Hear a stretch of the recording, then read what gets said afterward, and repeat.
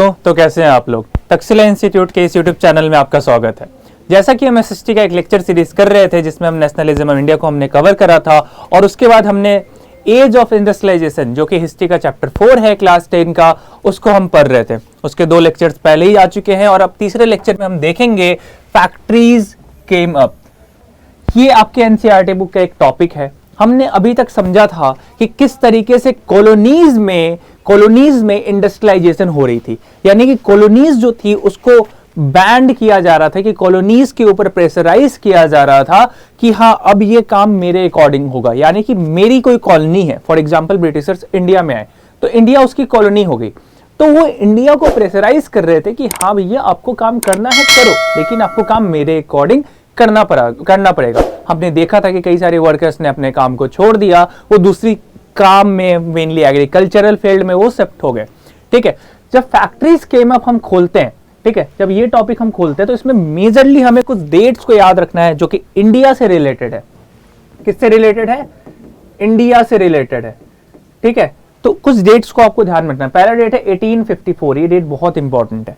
क्यों? क्योंकि first cotton मिल बॉम्बे में, बॉम्बे बोलो या फिर इंडिया बोल लो, इंडिया का पहला कॉटन मिल एस्टेब्लिश हो रहा है। कहां हो रहा है? बॉम्बे में हो रहा है। बॉम्बे पुराना नाम है किसका? मुंबई। लेटेस्ट नाम है आज के टाइम का मुंबई। इसको पहले बॉम्बे के नाम से जानते थे। तो पहला कॉटन मिल 1854 में कहां एस्टेब्लिश हो रहा है? बॉम्बे में। 1862 में 4 नए मिल मतलब 4 नए कॉटन मिल एस्टेब्लिश हुए। कहां हुए? इंडिया में हुए। लेकिन इसके साथ में एक बड़ी अचीवमेंट ये थी कि एक jute mill Bengal, West Bengal में, ठीक है, कोलकाता में एस्टेब्लिश हो गया। ठीक है, 2 चीजें हमें समझ में आई। पहला क्या? 1854 में क्या हो रहा है? First cotton mill established at Bombay. दूसरा 1862 में क्या हो रहा है? 4 मोर कॉटन मिल, इंडिया में नए कॉटन मिल्स आए।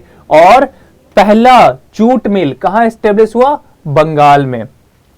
ध्यान से समझना, जो जूट मिल एस्टेब्लिश हो रहा है ना, ये 2 टाइम पे हो रहा है। पहला तो 1855 में हो रहा है, पहला 1855 में हो रहा है। ठीक है, और उसके बाद दूसरा 7 साल के बाद 1862 में दूसरा जूट मिल भी एस्टेब्लिश हो रहा है। फर्स्ट जूट मिल जो है वो बंगाल में आया। कब आया? 1855 में। ठीक है, उसके 7 साल के बाद 1862 में दूसरा जूट मिल भी आया। ये जो 1862 का टाइम दिया हुआ है ये सेकंड जूट मिल का टाइम है। ये क्या है? ये सेकंड जूट मिल का टाइम है। 1862 का जो टाइम दिया हुआ है, जो टाइम पीरियड है, वो सेकंड जूट मिल का टाइम पीरियड दिया हुआ है। 1862 में क्या हो रहा है? 4 कॉटन मिल आए और 1 जूट मिल आया। कहां? बंगाल में।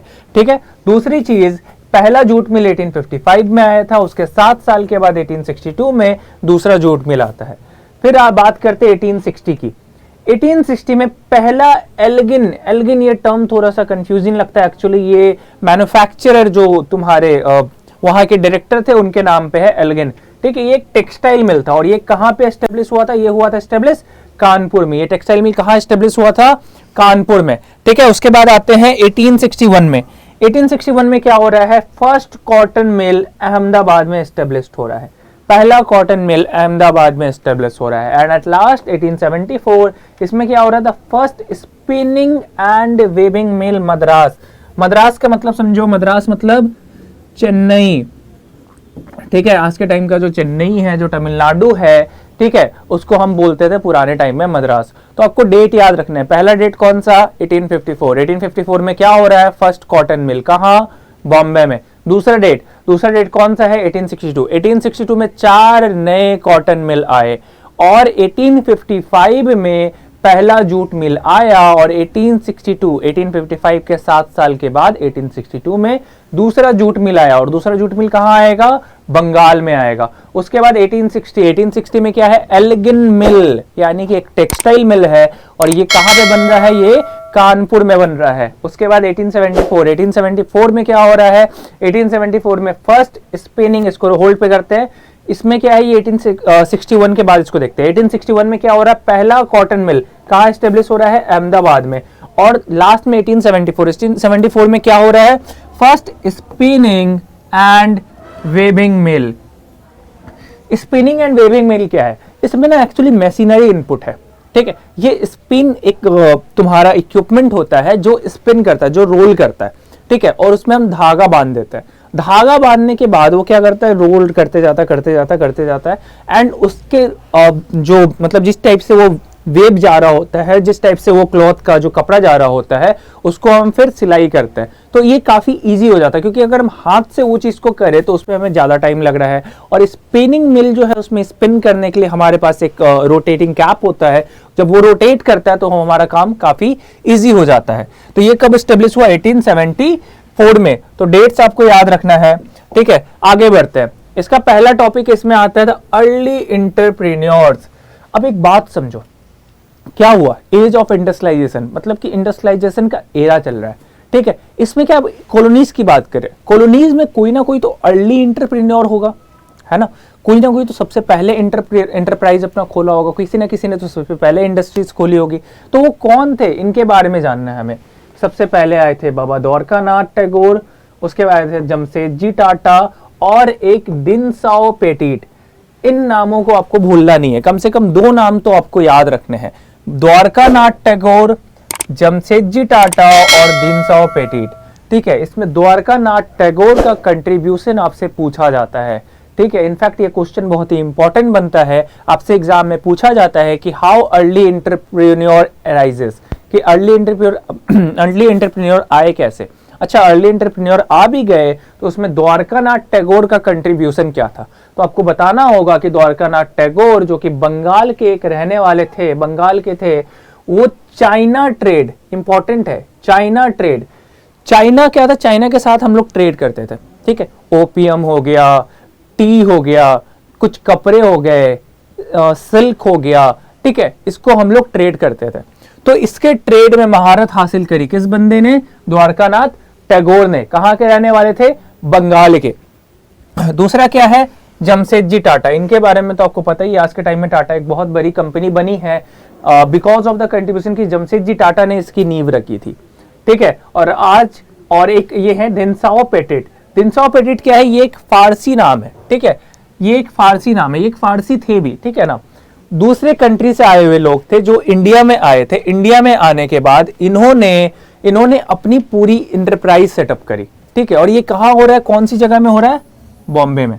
तो 2 चीज ध्यान में आई हमें कि एक तो बंगाल का समझना, बंगाल में क्या हो रहा है, बंगाल में कौन है, द्वारकानाथ टैगोर। क्या हो रहा है, उन्होंने चाइना ट्रेड के थ्रू अपनी पूरी इंटरप्राइज सेटअप करी। दूसरा कौन है, दूसरा बॉम्बे में। बॉम्बे में क्या हो रहा है, बॉम्बे में जमशेदजी टाटा और दिनसाओ पेटिट ने अपनी पूरी इंटरप्राइज सेटअप करी, ठीक है। उसके बाद सेठ हुकुमचंद, ठीक है, ये एक मरवाड़ी बिजनेसमैन थे। ये क्या थे, एक मरवाड़ी बिजनेसमैन थे। और इन्होंने पहला जूट मिल कलकत्ता में सेटअप करा, ठीक है। इन्होंने एक पहला जूट मिल कलकत्ता में सेटअप करा 1917 में। अब इससे ना यहाँ पे कंफ्यूज नहीं होना है, ये सर हमने पढ़ा था कि जूट मिल सबसे पहले 1855 में सेटअप हुआ, दूसरा 1862 में, और यहाँ तो आपने डेट दे रखा है 1917। तो ये 1917 ना सेठ हुकुमचंद के लिए है, ठीक है। सेठ हुकुमचंद ने अपना पहला जूट मिल कहाँ सेटअप करा, कलकत्ता में, ठीक है। और ये एक मारवाड़ी बिजनेसमैन थे, ठीक है। अब एक इशू बनता है, इशू क्या बन रहा है, इशू ये बन रहा है कि भैया ठीक है हम ट्रेड तो कर रहे हैं, जमशेदजी टाटा ट्रेड कर रहे हैं, द्वारकानाथ टैगोर ट्रेड कर रहे हैं, सेठ हुकुमचंद ट्रेड कर रहे हैं, लेकिन ट्रेड करने के साथ में एक इशू बन रहा है। इशू क्या था, इंडिया उस वक्त थी कॉलोनी, ब्रिटेन की, यानी कि ब्रिटेन जो है वो हमारे ऊपर शासन कर रहा है। अब इसको रोकेंगे कैसे, इसके साथ इशू क्या बन रहा था, देखो, मोस्टली रॉ गुड्स, मतलब क्या आ रहा है कि हम जो है मोस्टली रॉ गुड्स, मतलब क्या है कि हम जो थे ट्रेड कर रहे थे। जैसे मान लो जमशेदजी टाटा, इनका अगर मेटल का बिजनेस है तो ये मेटल ट्रेड करेंगे। द्वारकानाथ टैगोर अगर इनका ओपीएम का बिजनेस है फॉर एग्जांपल, तो ये ओपीएम ट्रेड करेंगे। लेकिन कॉलोनियल पीरियड में आने की वजह से क्या हो गया, जो ब्रिटिशर्स थे उन्होंने हमारे ऊपर कब्जा कर लिया। कब्जा करने की वजह से क्या हुआ, उन्होंने बोला कि जो हम बोलेंगे तुम्हें वही करना पड़ेगा, जो मैं बोलूंगा तुम्हें वही करना पड़ेगा। इस वजह से ये रेस्ट्रिक्ट हो गए, ये सारे लोग जो थे जमशेदजी टाटा, द्वारकानाथ टैगोर और सेठ हुकुमचंद, इनके जैसे और भी कुछ एंटरप्रेन्योर्स हुए होंगे, वो रेस्ट्रिक्ट हो गए रॉ गुड्स के सप्लाई में। रॉ गुड्स जैसे कि ओपियम, वीट, इंडिगो। इंडिगो के बारे में तो आपने पढ़ा भी था नेशनलिज्म इन इंडिया में कि इंडिगो प्लांटेशन वर्कर, इंग्लैंड को इंडिगो की सबसे ज्यादा जरूरत होती थी, ठीक है। तो इन तक में वो रेस्ट्रिक्ट हो गए। किस लिए रेस्ट्रिक्ट हो गए? क्योंकि ब्रिटिशर्स उन्हें एक्सपोर्ट या यूं बोलूं तो उन्हें काम करने ही नहीं दे रहे थे। वो बोल रहे थे आपको ट्रेड करना है करो, लेकिन बीच में जरिया हम बनेंगे। ट्रेड करना, आपको एक जगह से दूसरी जगह पहुंचाना है पहुंचाना है सामान, आप पहुंचाओ, लेकिन मेरे थ्रू ही पहुंचना चाहिए और आपको पेमेंट भी मेरे थ्रू ही मिलेगा, ठीक है। नेक्स्ट देखते हैं कि where did the workers come from. चलो बात करते हैं बंगाल की, ठीक है। बंगाल में द्वारकानाथ टैगोर ने अपनी कंपनी सेटअप करी, अपनी पूरी इंटरप्राइज सेटअप करी चाइना ट्रेड के लिए। इनको वर्कर कहां से मिले? सीधा और एक सरल उत्तर इसका यही हो सकता है कि नेबरिंग विलेज, ठीक है, नेबरिंग डिस्ट्रिक्ट, जो आसपास के रहने वाले क्षेत्र थे, उन्हीं से इनके पास वर्कर्स आए। देखो फैक्ट्रीज जब बढ़ गई, जब फैक्ट्रीज बढ़ने लगी, इंडिया की बात करते, जब फैक्ट्रीज बढ़ने लगी तो क्या वर्कर का डिमांड बढ़ा? हाँ जी सर, बिल्कुल बढ़ा। तो वर्कर्स कहां से आए? नेबरिंग डिस्ट्रिक्ट्स के आए, आसपास के इलाकों से आए। बॉम्बे की बात करेंगे, बॉम्बे 1911 में रत्नागिरी एक नाम की जगह है, रत्नागिरी से मेनली वर्कर्स बॉम्बे में आए थे। कानपुर की बात करेंगे तो कानपुर के डिस्ट्रिक्ट से ही वर्कर्स वहां पे आए थे, ठीक है। वर्कर्स जो थे वो बहुत ही लंबी लंबी दूरियां तय कर रहे थे। क्यों कर रहे थे? क्योंकि वर्कर्स को चाहिए था काम। काम कहां मिल रहा था? शहर में। वर्कर्स कहां थे? गांव में। तो वर्कर्स मीलों दूर की दूरियां तय कर रहे थे। उस वक्त तो इतने ट्रांसपोर्टेशंस भी नहीं थे, तो उन्होंने बहुत दूर दूर की दूरियां तय करी। क्यों? काम के लिए, for the possession of work. उन्होंने काम के लिए इतनी दूर दूर की जो डिस्टेंसेस थे उसको कवर करा, ठीक है। आगे देखते हैं, ये गोमास्ता, ये एक इंपॉर्टेंट टर्म है, इसको अभी तक डिस्कस नहीं करा। गोमास्ता क्या था, इसके बारे में दो तीन चीज जानो। गोमास्ता मतलब एजेंट, गोमास्ता मतलब एजेंट। अब ये एजेंट किसका होगा? एजेंट होगा ईस्ट इंडिया कंपनी का, ठीक है। गुमास्ता कुछ इंडियन नाम सा भी लगता है कि इंडिया में हम लोग गुमास्ता, मतलब लगता है कि हाँ फैमिलियर है थोड़े से। तो ईस्ट इंडिया कंपनी ने गुमास्ता कहाँ छोड़ा? इंडिया में छोड़ा। कहाँ छोड़ा? इंडिया में छोड़ा। गुमास्ता एक बहुत ही इंपॉर्टेंट क्वेश्चन बनता है आपके लिए, ठीक है। ध्यान से अगर इस चीज को समझेंगे तो हुआ क्या था पुराने टाइम में, जब पैचेस में चल रहा था नेटवर्क, और उसके बाद एक फैक्ट्री सेटअप हो गई, ठीक है, एक फैक्ट्री सेटअप हो गई, तो उसके बाद वो ट्रेड करने लग गए। मान लो इंडिया अपना पोर्तुगाल से ट्रेड कर रहा है, स्पेन से ट्रेड कर रहा है, जर्मनी से ट्रेड कर रहा है। अब क्या होगा? ब्रिटिशर्स आ जाएंगे। ब्रिटिशर्स बोलेंगे नहीं, हमें आपके साथ डायरेक्टली ट्रेड नहीं करना, हम आपको डायरेक्टली ट्रेड नहीं करने देंगे। वी विल बी द हम क्या बोल सकते हैं, हम उसको जरिया बनेंगे, हम आपका जरिया बनेंगे। आप हमें सामान दोगे, हम आपको पैसा देंगे और हम सामान बाहर बेचेंगे। ब्रिटिशर्स ने ऐसा कहा, ठीक है। इसको यूं समझो तो कुछ इस तरीके से हुआ था कि ये गुमास्ता है, गुमास्ता को हम ईस्ट इंडिया कंपनी भी बोल सकते हैं अभी के लिए फिलहाल। जब आप समझ जाओगे तो पता चलेगा गुमास्ता क्या होती है, ठीक है। गुमास्ता यहाँ पे तुम्हारे वर्कर्स है और यहाँ पे तुम्हारे मान लो कोई भी कंट्री है, ठीक है, वर्कर्स है और कोई भी कंट्री है। तो वर्कर्स से सामान कौन ले रहा है? गुमास्ता। रोल गुमास्ता। एक्सपोर्ट कौन कर रहा है? गुमास्ता। इधर से फंडिंग कौन लेगा? गुमास्ता। इधर से कौन लेगा फंडिंग? गुमास्ता। समझ में आया कि गुमास्ता एक बीच में जरिया बन गया, एक ब्रोकर बन गया, ठीक है। ये एक ब्रोकर था। दो तीन चीज समझो, एक एजेंट था। एजेंट किसका था? ईस्ट इंडिया कंपनी का था। उसके बाद क्या बना? ये एक ब्रोकर बन गया, ठीक है। ब्रोकर किसके लिए बन गया? इंडियंस के लिए। इंडियंस में भी किसके लिए? मर्चेंट्स। Indians merchants. याद रहेगा गुमास्ता क्या था? गुमास्ता एक एजेंट था, एक ग्रुप ऑफ पीपल था, एक समझो कि एक समूह था एक लोगों का, जिसको ईस्ट इंडिया कंपनी ने अपॉइंट करा था।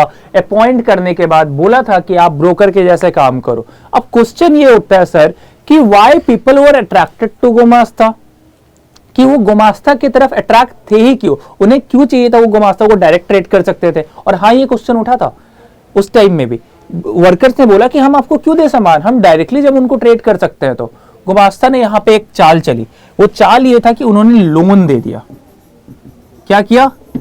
लोन दे दिया। लोन देने का मतलब उन्होंने क्या बोला वर्कर्स को कि ये लो भैया लोन, आप पहले ही ले लो, आप जो प्रोडक्शन करोगे उससे पहले ही हम आपको लोन दे रहे हैं, ठीक है। तो इस वजह से क्या हो गया, पीपल्स ने लोन तो ले लिया, भाई पैसे मिल रहे थे ले लिया, लेकिन पैसे लेने के बाद क्या हुआ, पैसे लेने के बाद उन पीपल्स ने उस पैसे, मतलब यार एक लंबे समय तक पैसे थोड़ी चलेंगे, पैसे खर्च हो गए दूसरे कामों में, कोई बीमार पड़ गया, किसी और जगह खर्च हो गए, ठीक है, प्रोडक्शन एकदम गिर गई, हो सकता फसल बर्बाद हो गई, ठीक है, प्रोडक्शन एकदम गिर गई, लोन तो ले चुका था, लोन तो चुकाना ही था, अब लोन चुकाए कैसे।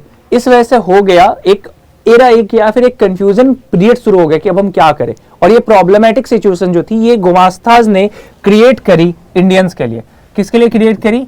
इंडियंस के लिए। गुमास्ता ने क्या दिया? लोन दिया। लोन किसको दिया? वर्कर को दिया, ठीक है, लोन किसको दिया? वर्कर को दिया। और वर्कर ने क्या किया? वर्कर ने उन पैसों को यूज कर लिया, उस लोन को क्या किया? उस लोन को यूज कर लिया। यूज कर लेने की वजह से क्या हुआ, जो पैसे थे, जो रुपए थे, जो भी पैसे रकम थे, वो हो गया खत्म। इसकी वजह से अब वो आगे खेती भी कैसे करे या आगे उनको प्रोडक्शन बना करके भी कैसे दें।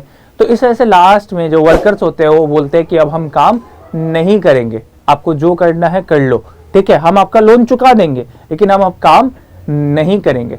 काम नहीं करेंगे तो अब वो क्या करेंगे, अब उन्होंने बंद कर दी, टेक्सटाइल के वर्क बंद कर दिए, वो चले जाएंगे दूसरी चीजों में, वो खेती बाड़ी करेंगे या कुछ भी करेंगे। लेकिन जो पूरा एक्सपोर्ट था इंडिया का, वो पूरा एक्सपोर्ट जो है वो डिक्लाइन हो गया, ठीक है। इस वजह से, किसकी वजह से? गुमास्ता की वजह से। गुमास्ता अपॉइंट किसने करा था? गुमास्ता अपॉइंट करा था ईस्ट इंडिया कंपनी ने, ठीक है। और ये क्या थे? ये एक एजेंट थे जिन्होंने लोन डिस्ट्रीब्यूट करा और उसके बाद प्रोडक्शन वापस मांगा, ठीक है। लेकिन प्रोडक्शन सारे जो फार्मर्स थे, जो वीवर्स थे, वो नहीं दे पाए, इस वजह से उन्होंने काम ही छोड़ दिया। बाद में उन्होंने पैसे बहुत तरीके से उसको रिटर्न करे, कुछ ने नहीं भी करे, ठीक है, बहुत सारे केसेस बन गए, ठीक है। तो यही तक ये लेक्चर रखते हैं। अगर आपको ये लेक्चर पसंद आया तो प्लीज़ वीडियो को लाइक करें, चैनल को सब्सक्राइब करें और आपको कोई भी डाउट हो तो कमेंट सेक्शन में मुझे जरूर बताएं। Thank you.